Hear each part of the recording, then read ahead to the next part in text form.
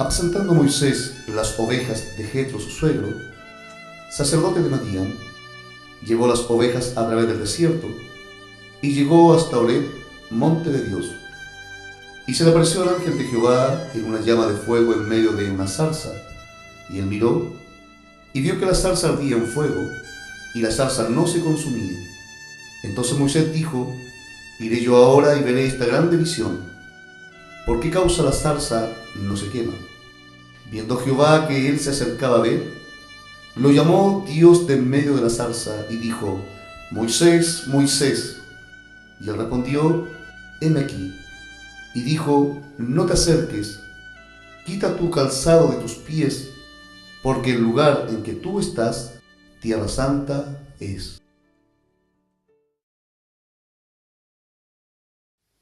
La sensibilidad, mis hermanos, es la facultad de sentir que tenemos todos los seres humanos. La sensibilidad es una reacción natural de nosotros, vuelvo a insistir, los seres humanos, de dejarnos llevar por los afectos como la ternura, la compasión. Podemos decir, por ejemplo, que alguien que ve una foto de un niño sufriendo, obviamente le despierta la ternura, la compasión dentro de sí y decide ayudar en alguna colecta. Para la biología, la sensibilidad es la capacidad de percibir sensaciones a través de los sentidos. Por ejemplo, alguien que sufre un accidente puede decir, ¿no es cierto?, perdió la sensibilidad de los dedos. Ha perdido esa capacidad. En el contexto artístico, la sensibilidad es la capacidad de emocionarse frente a la belleza de una obra de arte. Alguien puede decir, ¿sabe? Tiene la sensibilidad innata de apreciar la música. Son sensibilidades especiales que nosotros los seres humanos, algunos traen. Y por último, hay aparatos científicos que muestran también una gran sensibilidad, pues son capaces de respuestas a ciertos estímulos, como por ejemplo los detectores de humo. Estos tienen una alta sensibilidad. Quisiese en esta tarde precisamente hablarles acerca de la sensibilidad, pero no la sensibilidad en los aparatos científicos, no en la sensibilidad emocional.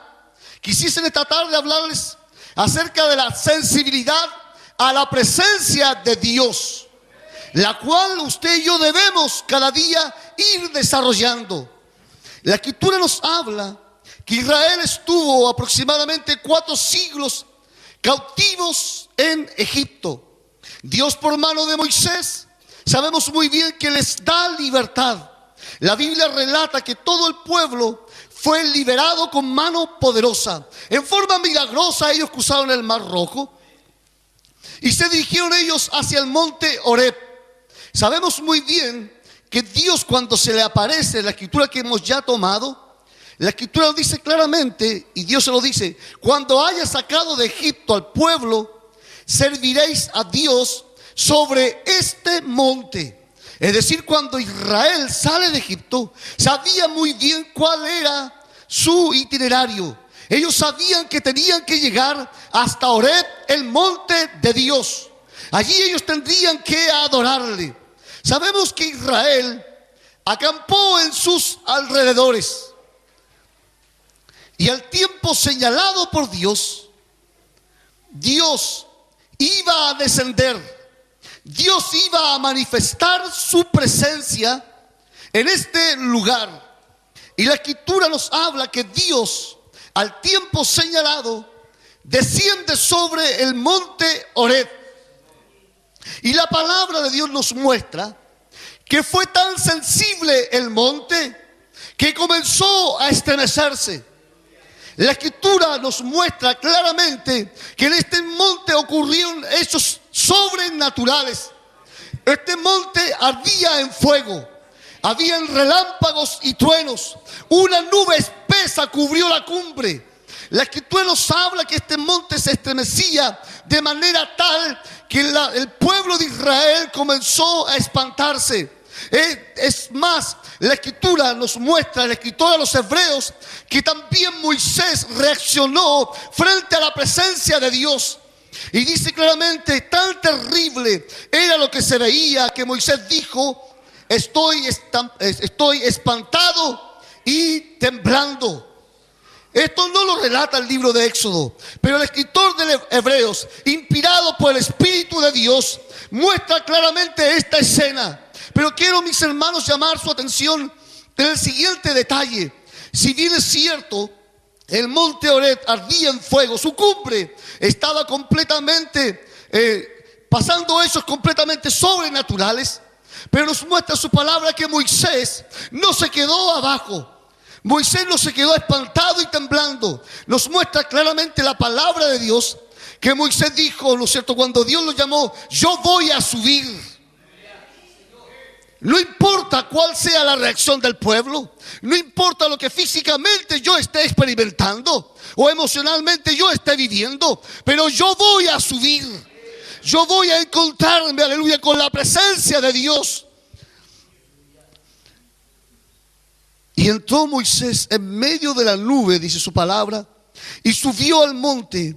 Y estuvo Moisés en el monte 40 días y 40 noches.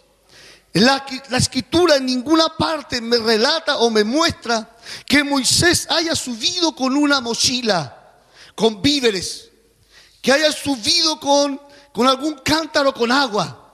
No, Moisés subió a la presencia de Dios sin saber lo que había de ocurrir allí.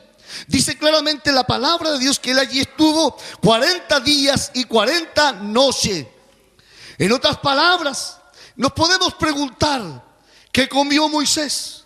¿Qué bebió en el espacio de 40 días? Puesto que allí, ya lo relataba anteriormente, el monte ardía en fuego. Así estaba la cumbre. Aleluya, gran sonido de trompetas también se escuchaba de ese lugar. Relámpagos y truenos. Ese era el espectáculo que había en ese minuto. Y Moisés nos muestra claramente que Moisés entra a la nube. Es decir, cerca de la cumbre estaba esa nube y Moisés entra a ella. En otras palabras, quiero llamar su atención que lo que Moisés hace es entrar en la atmósfera de Dios. Entra en un lugar donde el tiempo no pasa. ¿O acaso no le ocurre eso a usted?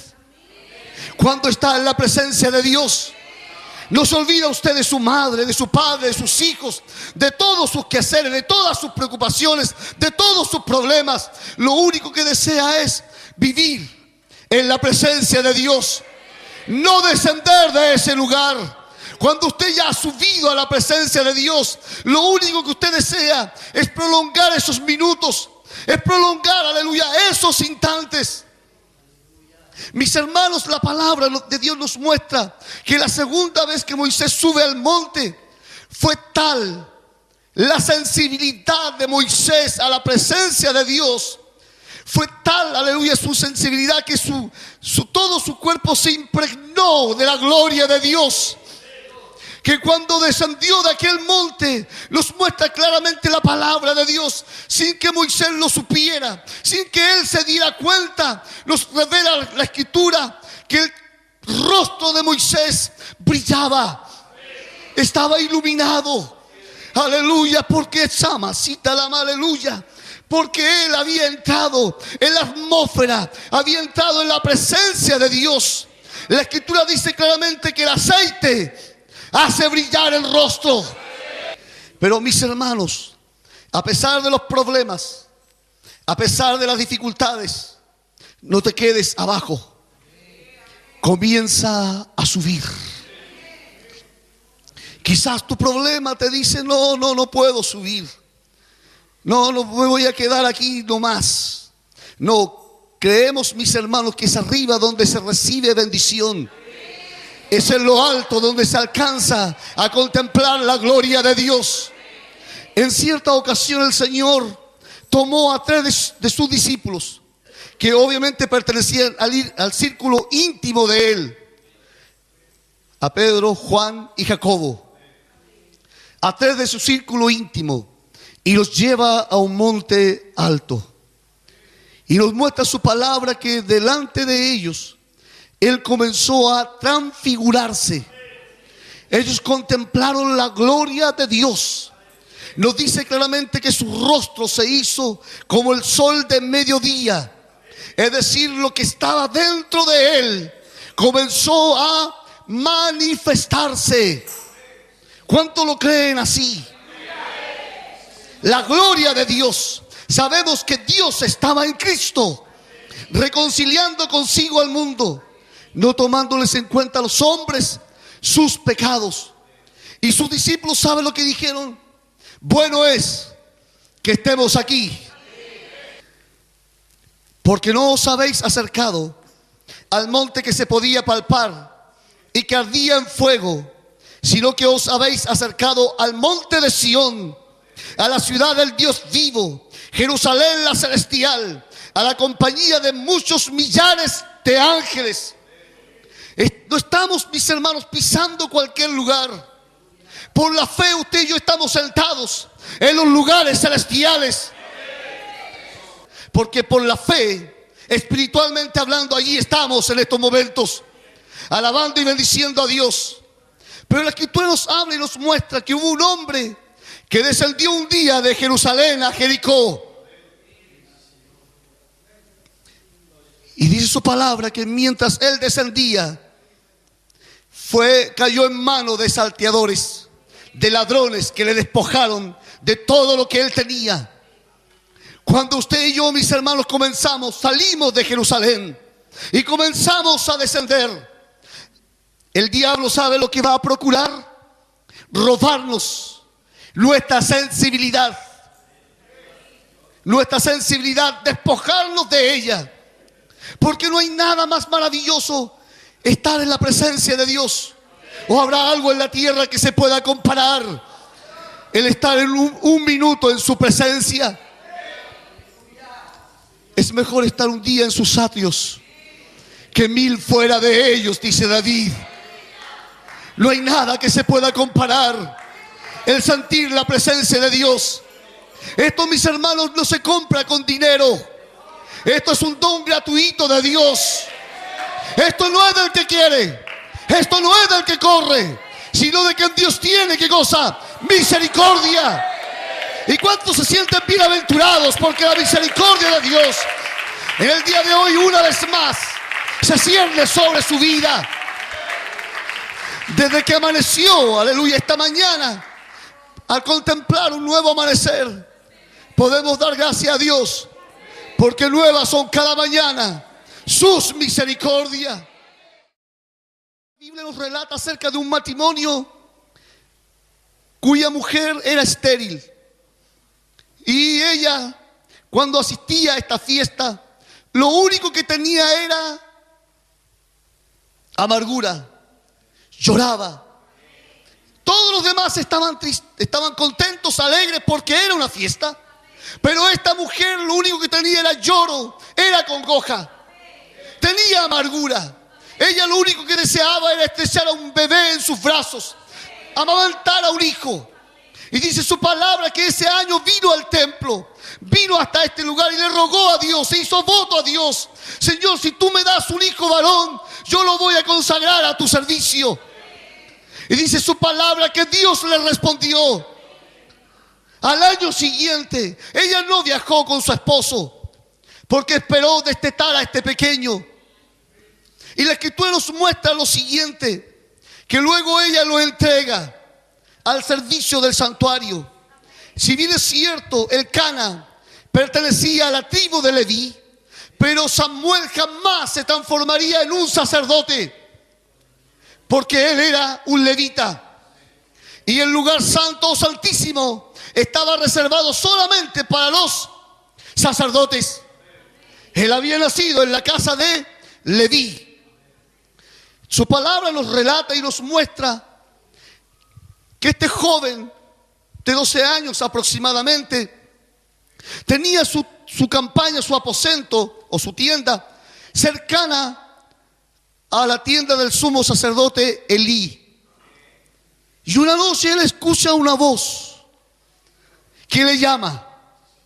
Y él corre donde el sacerdote, el sumo sacerdote, y le pregunta: ¿para qué me has llamado? Y él le responde al muchacho que él no le ha llamado. Esto sucede por tercera vez. La tercera vez, este viejo, este anciano sacerdote entiende que es Dios quien está llamando a este joven.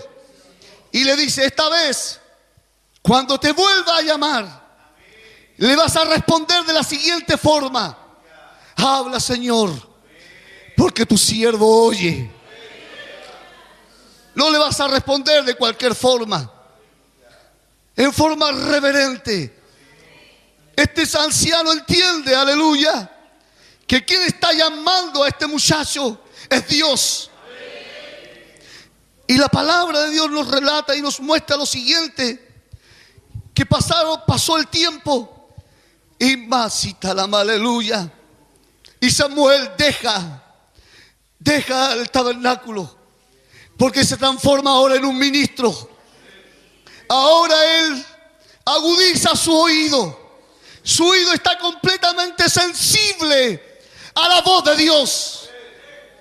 Ya no va a escuchar nunca más la voz de ese anciano sacerdote. Ahora él está entrenado para escuchar la voz de Dios. ¿Recuerda usted aquella ocasión cuando él va a ungir al primer rey de Israel?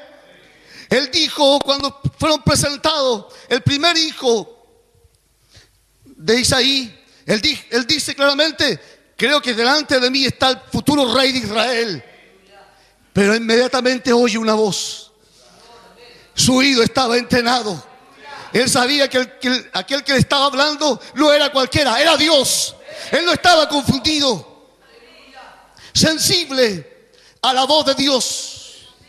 Mis hermanos, dice claramente la palabra de Dios: he aquí, yo estoy a la puerta y llamo. Si alguno, ¿qué cosa? Oye mi voz y abre la puerta, entraré a él, cenaré con él y él conmigo. ¿Sabe lo que desea Dios? Que usted y yo seamos sensibles cuando él llama. ¿A cuántos de aquí le ha sucedido que estando durmiendo, algo le despierta de madrugada y algo que le dice: levántate, dobla tus rodillas en tu cama y comienza a orar, comienza a interceder, aleluya, comienza a orar, y Dios le pone un pensamiento de un hermano determinado o una hermana, aleluya, o un acontecimiento? Dios le pone ese pensamiento en su mente y hay algo que no lo deja tranquilo estar en su cama. Y usted tiene que levantarse y comenzar a orar, comenzar a interceder. ¿A cuántos le ha ocurrido alguna vez? Eso no lo provoca cualquiera. Eso lo provoca el Espíritu de Dios. Dios sabe que usted tiene amasita la aleluya, que usted es sensible, aleluya, a la voz de Dios, al llamado de Dios. Que no importa la hora que sea, usted va a atender, usted va a escuchar. La palabra de Dios dice: yo dormía, pero mi corazón velaba.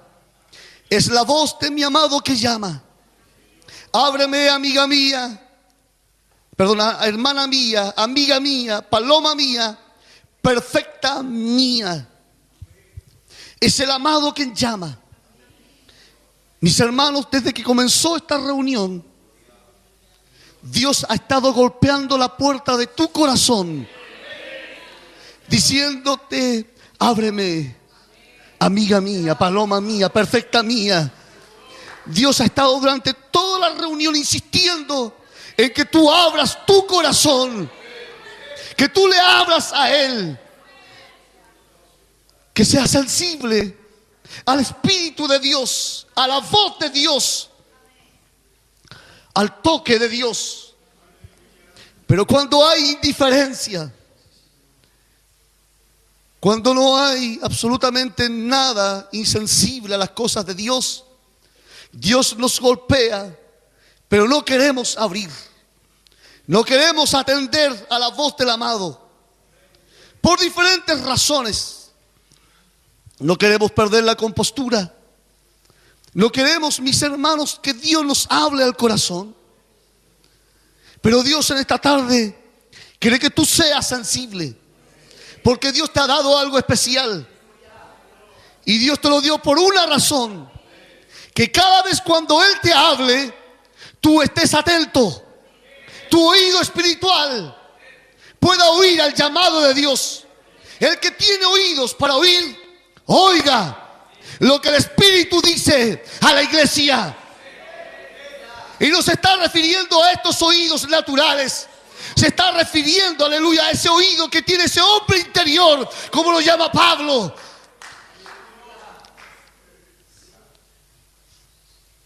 La palabra de Dios nos relata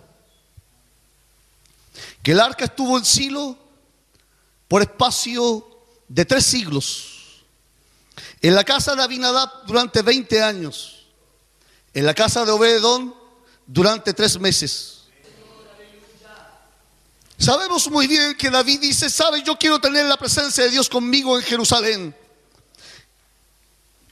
Y él decide trasladar el arca a la manera de los filisteos, en un carro nuevo. Esto usted lo ha escuchado cientos de veces. Y David dijo, lo voy a hacer de esta manera, porque si a ellos les dio resultados, parece que esa es la forma. Pero sabemos muy bien que esa no es la manera que Dios había determinado. No era la manera de Dios. Y sabemos que cuando David lo hace a la manera de Dios, tiene bendición. Cuando iba entrando el arca, nos revela claramente la palabra de Dios que David danzaba con todas sus fuerzas delante de Jehová. David dice su palabra, que él lo dijo, ¿sabe? Yo voy a aplaudirle, voy, ¿no es cierto?, a cantarle, él le voy a componer un salmo. No, dice claramente la palabra de Dios que David danzaba con todas sus fuerzas. Se despojó de toda su vestidura, el cual daba a entender que él era la primera autoridad política de Israel. Él era el rey. Se despojó de su corona, se despojó de todos sus atuendos que revelaba su monarquía o revelaba que él era el rey de Israel. Y él comenzó a danzar con todas sus fuerzas. ¿Sabe lo que me llama la atención? Que David era sensible a la presencia de Dios. Iba entrando el arca y él no pudo mantenerse quieto. Y en uno de sus salmos él dice lo siguiente: te exaltaré, mi Dios, mi Rey, y bendeciré tu nombre eternamente y para siempre. Cada día te bendeciré y alabaré tu nombre eternamente y para siempre. Grande es Jehová y digno de suprema alabanza, y su grandeza es inescrutable. Esas son las alabanzas de David. Ese es el pensamiento que él tiene de un hombre que es sensible a la presencia de Dios. La escritura que tomábamos, Dios le dice a Moisés: saca la sandalia de tu pie, porque el lugar en que tú estás, tierra santa es. La planta de los pies es la zona de extrema sensibilidad, ya que ella está repleta de vasos sanguíneos y terminaciones nerviosas. Sáquese los zapatos, ¿no es cierto?, a la orilla de la playa. Usted va a percibir, usted va a captar todo, ¿no es cierto?, lo que hay ahí. En la planta de los pies hay una extrema sensibilidad. ¿Sabe lo que Dios quiere? Que usted y yo en esta tarde saquemos la sandalia de nuestro pie para que entremos en contacto con lo divino. Porque el lugar en que usted está no es cualquier lugar. Un día Jacob lo pudo reconocer. Esto no es otra cosa que casa de Dios y puerta del cielo. Es aquí donde el cielo se une con la tierra. Es aquí donde usted y yo podemos adorar a Dios con libertad. Es aquí donde hay lenguas repartidas como de fuego. Donde los samas cita la ama, aleluya. Donde los jóvenes comienzan a ver visiones. Donde las doncellas comienzan, aleluya, a profetizar como nos revela su palabra. Porque así dice su palabra, que en los postreros tiempos, dice Dios, derramaré de mi espíritu sobre toda carne. Vuestros jóvenes van a profetizar, o vuestras hijas y vuestros hijos van a profetizar. Vuestros jóvenes verán visiones. Vuestros ancianos soñarán qué cosas, sueños. Eso es lo prometido en la palabra de Dios. Y esto ha continuado hasta el día de hoy. Pero para que esto ocurra, para que esto acontezca en medio de la iglesia, debemos ser sensibles a las cosas espirituales. No podemos estar alabando a Dios con indiferencia. No, lo que Dios desea, que usted y yo saquemos todas nuestras preocupaciones. No podemos estar en este lugar pensando lo que vamos a hacer mañana, o estar pensando en el problema, estar solamente de cuerpo presente, pero nuestra mente está muy lejos de este lugar. Como un día Dios le reprochó a su pueblo: este pueblo de labios me honra, pero más su corazón está lejos de mí. Dios lo que desea es que usted y yo saquemos la sandalia de nuestro pie y comencemos a entrar en contacto con lo divino. Seamos completamente sensibles a su palabra, sensibles al Espíritu de Dios, sensibles a las alabanzas, sensibles a la oración, a todo lo que ocurre en este lugar. Seamos completamente sensibles. No vamos a hacer aquí una obra de teatro para que le hagamos llorar y le presentemos una escena triste para que usted llore. No vamos a hacer eso. No necesitamos, mis hermanos, mostrarle escenas tristes para que usted llore. ¿Sabe lo que usted necesita? Es abrir solamente el corazón, y Dios va a entrar en su vida.